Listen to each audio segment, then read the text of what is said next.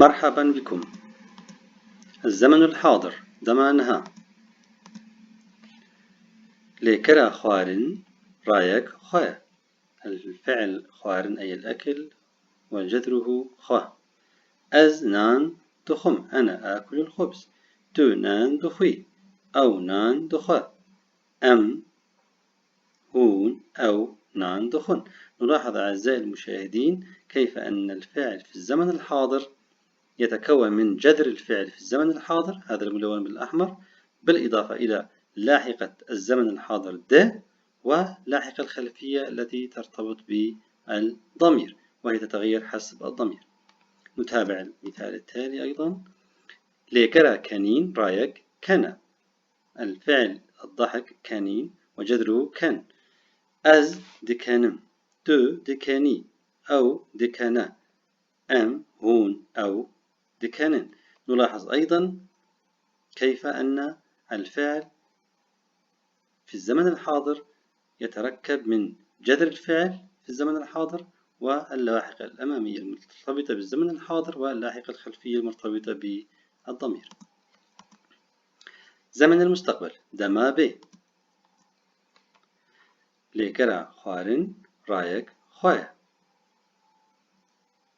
الفعل خوارن الأكل وجذره خ. نلاحظ الأمثلة. أز دي نان بخم، أو نستطيع أن نقول أزي نان بخم. تو دي نان بخوي أو تو ي نان بخوي أو دي نان بخا أو اي نان بخا. أم هون أو دي نان بخن. أم هون أو اي نان بخن. نفس الشيء ولكن عندنا هنا زمن المستقبل.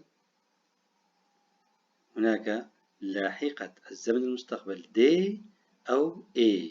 طبعا وهنا الاختلاف ي حسب الحرف في الضمير الذي يسبقه. إذا كان صوتيا فإننا نضيف الياء، وأما الأساس هو دي و A هي اللاحقة المرتبطة بالزمن المستقبل. بالإضافة إلى الفعل نلاحظ أن لاحقة زمن المستقبل هي ب وليست كما كانت في الزمن الحاضر د. أما الأخير بعد الجذر، طبعا جذر الفعل في الزمن الحاضر تأتي اللاحقة المرتبطة أيضا بالضمائر. فإذا أهم النقطة المهمة هي اللاحقة المرتبطة بالزمن الحاضر هي د أو A و ب.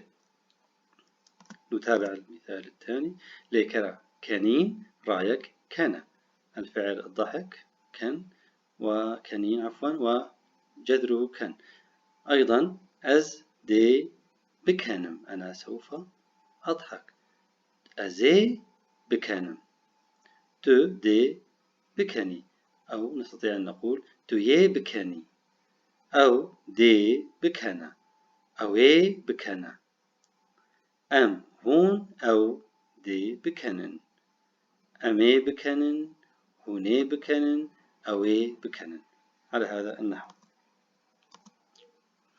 زمن المستقبل القريب دما بي يعني زيك. ليكرا خوارن رايك خويا. نفس الفعل في الأمثلة السابقة، فعل خوارن أو الأكل وجذره خا. ليكرا أليكار كرين رايك أوي كايا. أيضا هناك الفعل المساعد كرين وجذره فقط حرف الكاف. نطبقه في الأمثلة الآن نشاهد. أز دكم نان بخم. نلاحظ أضفنا الفعل دكم، وهذا دكم جاء من الفعل كرن. نلاحظ جذر هذا الفعل فقط حرف الكاف. ضفنا إليه لاحقة الزمن الحاضر دا واللاحقة الخلفية المرتبطة بالضمير، ثم أضفنا إليها تعديل في الفعل الأساسي وهو الخوارن أو الأكل، جذر الفعل في الزمن الحاضر خ، بالإضافة إلى لاحقة الزمن المستقبل ب، ولاحقة الخلفية المرتبطة بالضمير. ام هنا أيضا هي نفسها الام هنا. أزدكم نان بخم. أنا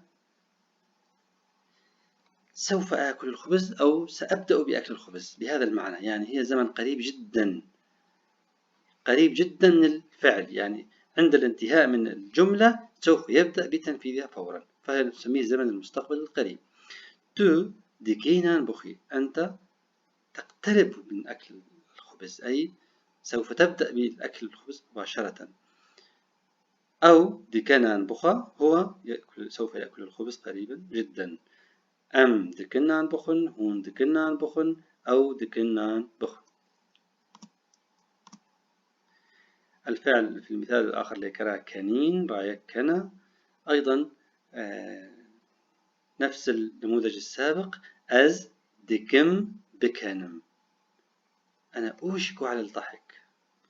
والفعل القريب جدا من المعنى هو أنه يوشك على أن يقوم بالفعل. أنا أوشك أن أضحك. تو دكي بكاني، أنت توشك على أن تضحك، فهو قريب جدا من التنفيذ. أو دكا بكن، هو يوشك أن يضحك. أم دكن بكنن، هون دكن بكنن، أو دكن بكنن. وشكرا لمتابعتكم أعزائي المشاهدين.